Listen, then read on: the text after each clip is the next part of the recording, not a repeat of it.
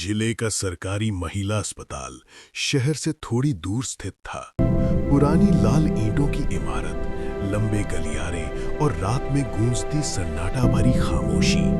ये अस्पताल दिन में जितना सामान्य लगता, रात में उतना ही डरावना।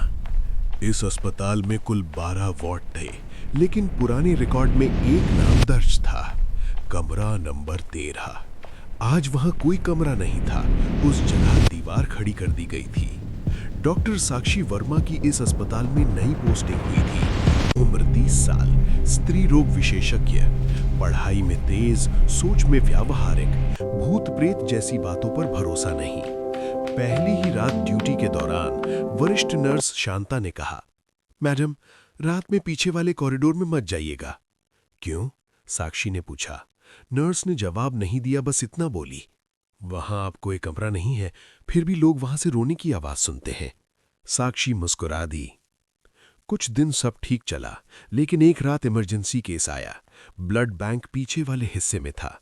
साक्षी अकेली ही फाइल लेकर उसी कॉरिडोर में चली गई।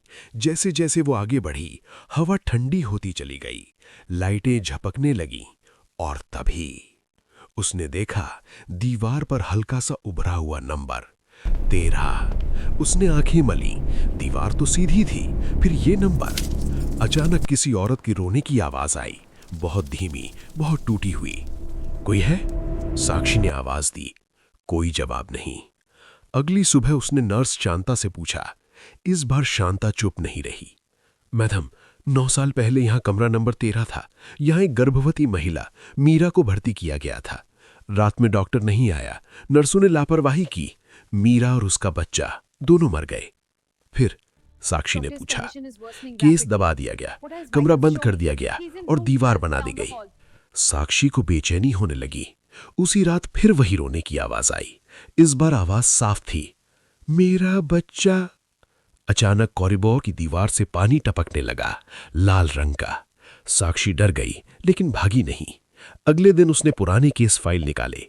मीरा की फाइल अधूरी थी, डेथ टाइम गलत लिखा था, डॉक्टर के साइन गायब थे। उस रात अमावस्या थी।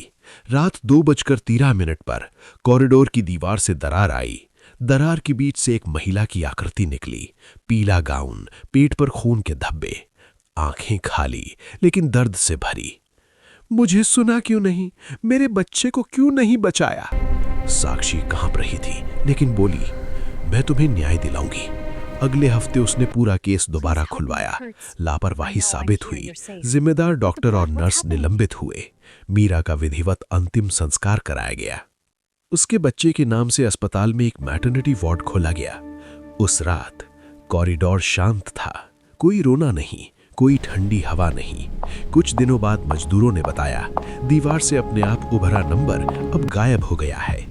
आज भी अस्पताल में कोई कमरा नंबर 13 नहीं है, लेकिन लोग कहते हैं, जहां मां और बच्चे का दर्द दबाया जाए, वहां दीवारें भी सच बोलने लगती हैं।